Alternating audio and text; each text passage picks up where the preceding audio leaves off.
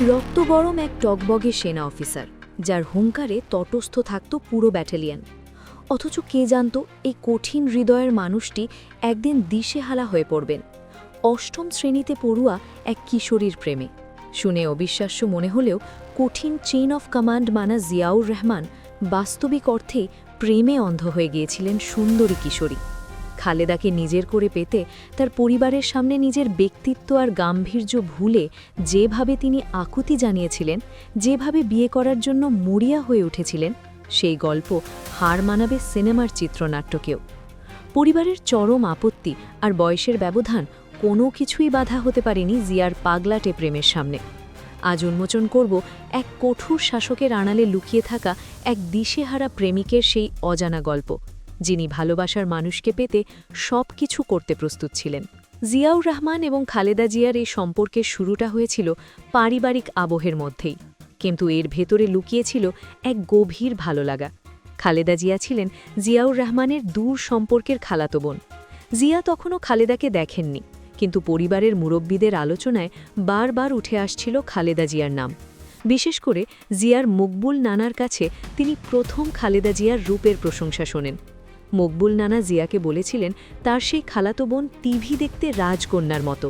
তিনি উপমা দিয়ে বলেছিলেন, ওকে অন্ধকার রাতে দেখলে মনে হবে আকাশে পূর্ণিমার চাঁদ উঠেছে। নানার মুখে শোনাই একটি বাক্যেই জিয়ার মনে কৌতূহল জাগে। একজন মানুষকে না দেখে শুধুমাত্র বর্ণনার উপর ভিত্তি করেই যে এতটা আগ্রহ তৈরি হতে পারে, তা জিয়ার জীবনে এই ঘটনা না ঘটলে হয়তো জানাই যেত না। তিনি মনে মনে সেই অদেখা কিশোরীকে নিয়ে ভাবতেন এবং তার মনের ভেতর সারাক্ষণ বাজতে থাকত সেই পূর্ণিমার চাঁদের উপমা। তিনি ভেতরে ভেতরে অস্থির হয়ে ওঠেন, কবে সেই মায়াবী চেহারার মেয়েটিকে এক নজর দেখবেন। ঘটনা প্রবাহে জিয়ার সেই দীর্ঘ প্রতীক্ষার অবসান ঘটে যখন তিনি কলেজের ছাত্রাবস্থায় দিনাজপুরে যাওয়ার সুযোগ পান। সেখানেই প্রথম তিনি খালেদা জিয়াকে দেখেন। তখন খালেদা জিয়া ছিলেন অষ্টম শ্রেণীর ছাত্রী। লাজুক স্বভাবের আর কম কথা বলা সেই কিশোরীকে দেখা মাত্রই জিয়া নিশ্চিত হন যে নানার বর্ণনার সাথে বাস্তবের কোনো মিল নেই। প্রথম দর্শনেই জিয়া নিজের অজান্তে মেয়েটির মায়ায় জড়িয়ে পড়েন।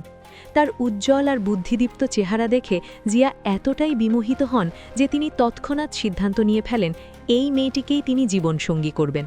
প্রেমে অন্ধ হয়ে যাওয়া বলতে যা বোঝায়, জিয়ার অবস্থা তখন ঠিক তেমনই ছিল। তিনি এতটাই দিশেহারা হয়ে পড়েছিলেন যে কলেজ থেকে তার মামাকে লেখা চিঠিতেও সেই আবেগের বহিঃপ্রকাশ ঘটেছিল। তিনি তার মামাকে চিঠিতে ব্যাকুল হয়ে জিজ্ঞেস করেছিলেন সেই দিদিমণি কেমন আছে। দিদিমণি বলতে তিনি খালেদা জিয়াকে বুঝিয়েছিলেন। পরবর্তীতে জিয়াউর রহমান সেনাবাহিনীতে যোগ দেন এবং পাকিস্তান সেনাবাহিনীতে ক্যাপ্টেন হিসেবে কর্মরত হন। ডিএফআই অফিসার হিসেবে তার পোস্টিং হয় দিনাজপুরে। কাকতালীয়ভাবে খালেদা জিয়ার পরিবারও তখন দিনাজপুরের ঈদগাহ বস্তি এলাকায় একটি ভাড়া বাসায় থাকত। চাকরির সুবাদে জিয়া মাঝে মধ্যেই তাদের বাসায় যাতায়াত করতেন। জিয়ার একটা গুণ ছিল, তিনি খুব সহজেই মানুষকে আপন করে নিতে পারতেন, কিন্তু তার মনের ভেতর তখনও সেই পুরনো প্রেম কাজ করছিল। তিনি অপেক্ষা করছিলেন সঠিক সময়ের জন্য। খালেদা জিয়া তখনও স্কুলের গণ্ডি পেরোননি। অবশেষে খালেদা ম্যাট্রিক পাশ করলেন। তখন আর নিজেকে ধরে রাখতে পারলেন না জিয়া। তিনি সরাসরি খালেদার বাসায় উপস্থিত হলেন এবং ঘটালেন এক সাহসী ঘটনা। জিয়া সোজা খালেদার মা অর্থাৎ তার খালার কাছে গিয়ে দাঁড়িয়ে যান। কোনো ভনিতা না করে তিনি সরাসরি বলে বসেন, খালা, আমি আপনার জামাই হতে চাই। জিয়ার মুখে এমন সরাসরি আর সাহসী প্রস্তাব শুনে খালেদা জিয়ার মা প্রথমে হতভম্ব হয়ে যান এবং পরে হেসে ফেলেন। তিনি তাৎক্ষণিকভাবে কিছু বলতে পারেননি। একজন মায়ের কাছে মেয়ের জন্য এর চেয়ে বড় চমক আর কী হতে পারে? তবে জিয়ার এই প্রস্তাবে তিনি রাজি হবেন কিনা তা নিয়ে যথেষ্ট সংশয় ছিল, কারণ তখনও খালেদা জিয়ার বয়স অনেক কম। পরে যখন খালেদার বাবা বাসায় আসেন তখন তাকেও বিষয়টি জানানো হয়। তিনি শুনে খুব একটা দ্বিমত করেননি, বরং বলেছিলেন মন্দ কি। কিন্তু বিয়ের পথ মসৃণ ছিল না। পরিবারের অন্য সদস্যরা, বিশেষ করে খালেদার বড় বোনের স্বামী মোজাম্মেল হক, এই বিয়েতে প্রবল আপত্তি জানান। মোজাম্মেল হক তখন সদ্য আমেরিকা থেকে পড়াশোনা শেষ করে দেশে ফিরেছেন। তিনি খবরটা শোনা মাত্রই অসম্মতি জানান। তার যুক্তি ছিল পুতুলের, অর্থাৎ খালেদা জিয়ার বয়স তখন খুবই কম, মাত্র ম্যাট্রিক পাশ করেছে। ডিগ্রি পাশ না করা পর্যন্ত তাকে বিয়ে দেওয়া কিছুতেই উচিত হবে না। তাছাড়া জিয়া সেনাবাহিনীর লোক এবং তাদের জীবনযাপন সাধারণের চেয়ে আলাদা ও ঝুঁকিপূর্ণ। এসব মিলিয়ে পরিবারের অনেকেই বিয়েতে অমত প্রকাশ করেন। জিয়ার জন্য পরিস্থিতি তখন বেশ কঠিন হয়ে পড়ে। একদিকে তার তীব্র ভালোবাসা আর অন্যদিকে পরিবারের এই কঠিন দেওয়াল। কিন্তু জিয়া হাল ছাড়তে রাজি ছিলেন না। তিনি জানতেন তাকে তার ভালোবাসার মানুষকে পেতেই হবে। এরপরে জিয়া কৌশলী অবস্থান নেন। তিনি নিয়মিত খোঁজখবর নিতে থাকেন এবং নিজের ভদ্রতা আর ব্যক্তিত্ব দিয়ে পরিবারের সবার মন জয় করার চেষ্টা চালিয়ে যান। যেহেতু জিয়াকে আত্মীয় হিসেবে সবাই আগে থেকেই পছন্দ করতেন, তাই তার এই প্রচেষ্টা বিফলে যায়নি। অবশেষে পরিবারের বড়রা নমনীয় হন। খালেদার মা বেগম তৈয়বা মজুমদার এবং তার মকবুল চাচা আনুষ্ঠানিকভাবে জিয়ার পক্ষ থেকে বিয়ের প্রস্তাব নিয়ে আসেন। অবশেষে সব জল্পনা কল্পনার অবসান ঘটিয়ে ১৯৬০ সালের অগস্ট মাসে দিনাজপুরের মুদিপাড়ার বাসায় তাদের বিয়ের দিন ধার্য করা হয়। বিয়েটি হয়েছিল অনেকটা ঘরোয়া পরিবেশে। খুব জাঁকজমকপূর্ণ কোনো আয়োজন ছিল না। খালেদা জিয়ার ছোট ভাই সাইদ ইস্কান্দারের তথ্য মতে বিয়েটা ছিল খুব ইনফর্মাল। গায়ে হলুদের অনুষ্ঠানে খালেদা জিয়ার হাতে মেহেন্দি পরানো হয়েছিল এবং তিনি একটি সাধারণ হলুদ শাড়ি পরেছিলেন। এই সাদামাটা আয়োজনে জিয়াউর রহমান তার স্বপ্নের রাজকন্যাকে আপন করে নিয়েছিলেন। জিয়ার বাবা তখন পাকিস্তানে থাকায় বিয়েতে উপস্থিত থাকতে পারেননি এবং মা আগেই মারা গিয়েছিলেন। তবে জিয়ার সেই মামা এবং নানাসহ কয়েকজন ঘনিষ্ঠ আত্মীয় উপস্থিত ছিলেন। বিয়ের ১ বছর পর ঢাকার শাহবাগ হোটেলে তাদের বিবাহোত্তর সংবর্ধনা দেওয়া হয়েছিল। বিয়ের পর শুরু হয় তাদের নতুন জীবন। এই সময়টাতে জিয়াউর রহমানের চরিত্রের এক অচেনা রোম্যান্টিক রূপ প্রকাশ পায়। বিয়ের কিছুদিন পর জিয়া খালেদা জিয়াকে নিয়ে খুলনার খালিশপুরে তার বর শালিকা খুরশিদ জাহানের বাসায় বেড়াতে যান। সেখানে তারা বেশ কিছুদিন ছিলেন। খুরশিদ জাহানের ভাষ্যমতে এমন চমৎকার দম্পতিকে তিনি খুব কম দেখেছেন। জিয়া তার কঠিন খোলস ছেড়ে বেরিয়ে এসে শালিকার রান্নাঘরে ঢুকে যেতেন। সেখানে গিয়ে তিনি বড় বাচ্চার মতো আবদার করতেন। তিনি বলতেন, বড় আপা ওটা খাবো বা এটা খাবো। কখনো কখনো তিনি বলতেন, আমার জন্য সেমাই রাখছেন তো? তবে গরম সেমাই নয়, সেমাই ঠান্ডা করে দিন, ঠান্ডা খেতে ভালো লাগে। আবার কখনো কখনো এক টুকরো মাংস চেয়ে বসতেন। জিয়ার এই কাণ্ড দেখে নববিবাহিতা খালেদা জিয়ার লজ্জায় লাল হয়ে যেতেন। তিনি তখনও খুব লাজুক ছিলেন এবং জিয়ার এসব পাগলামি দেখে তিনি লজ্জায় মরে যেতেন। কিন্তু জিয়া তাতে দমছেন না, বরং আরও বেশি করে খুনসুটি করতেন।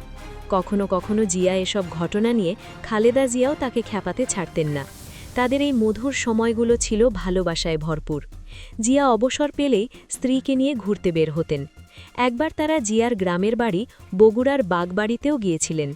সেখানে জিয়ার শৈশবের স্মৃতিবিজড়িত স্থানগুলো তিনি প্রিয়তমাকে ঘুরিয়ে দেখান। তবে সেনা জীবনে সুখের পাশাপাশি বিরহ থাকে। ১৯৬৫ সালে জিয়াউর রহমান স্ত্রীকে নিয়ে পাকিস্তানে চলে যান। সেখানে তার পোস্টিং হয়। কিন্তু এর কিছুদিন পরই শুরু হয় পাক-ভারত যুদ্ধ। জিয়াকে যেতে হয় রণাঙ্গনে। তিনি খেমকারান রণাঙ্গনের বেদিয়ান ইস্ট বেঙ্গল রেজিমেন্টের আলফা কোম্পানির কমান্ডার হিসেবে যুদ্ধে অংশ নেন। যুদ্ধক্ষেত্রে তিনি অসামান্য বীরত্ব দেখান, কিন্তু তার মন পড়ে থাকত তার প্রিয়তমা স্ত্রীর কাছে। যুদ্ধের সেই ভয়াবহ দিনগুলোতে তিনি নিয়মিত ফোনে স্ত্রীর খোঁজ নিতেন। পরিবারের লোকজন যখন উদ্বিগ্ন হয়ে ফোন করত, তখন খালেদা জিয়া উল্টো তাদের সাহস জোগাতেন। ছোটবেলা থেকেই তিনি ছিলেন ধীর, স্থির আর দৃঢ় মানসিকতার। তিনি বলতেন, তোমরা অযথা ভেবো না। পাকিস্তানের বান্নু এলাকায় খালেদা তখন একাই থাকতেন, কিন্তু স্বামীর প্রতি তার অগাধ বিশ্বাস আর ভালোবাসা তাকে সাহস জোগাত। পাকিস্তান থেকে ফেরার পর খালেদা জিয়া প্রায়ই শ্বশুরবাড়ির গল্প করতেন। তার শ্বশুর তাকে কতটা আদর করতেন, শাশুড়ি কিভাবে গান গাইতেন, সেসব স্মৃতি তিনি রোমন্থন করতেন। জিয়া ও খালেদা ছিলেন এক আদর্শ দম্পতি। তাদের মধ্যে ছিল এক গভীর আত্মিক বন্ধন, যা কোনো ঝড়ে ডলত না। জিয়াউর রহমান তার কর্মজীবনে যতই কঠোর আর ব্যস্ত থাকুন না কেন, দিন শেষে তিনি ছিলেন একজন প্রেমময় স্বামী। এভাবে একটি সাধারণ চিঠি আর শোনা কথার উপর ভিত্তি করে গড়ে ওঠা প্রেম পরিণতি পেয়েছিল এক ঐতিহাসিক সম্পর্কে। রূপকথার মতোই সেই পূর্ণিমার চাঁদের বোমা বাস্তবে রূপ নিয়েছিল জিয়াউর রহমানের সেই পাগলামি, সেই আকুতি। আর সেই প্রেম প্রমাণ করে যে ভালোবাসার জন্য মানুষ যে কোনো বাধা অতিক্রম করতে পারে। অষ্টম শ্রেণীর সেই কিশোরী আর কঠিন সেনা অফিসারের এই প্রেমের গল্প আজও ইতিহাসের পাতায় এক অনন্য দৃষ্টান্ত হয়ে আছে, যেখানে ক্ষমতা বা পদের চেয়ে ভালোবাসার জোর ছিল অনেক বেশি। তাদের এই গল্প আমাদের মনে করিয়ে দেয় যে এমনকি ইতিহাসের সবচেয়ে প্রভাবশালী ব্যক্তিদের জীবনেও এমন কিছু মুহূর্ত থাকে যখন তারা শুধুই একজন প্রেমিক, শুধুই ভালোবাসার কাঙাল।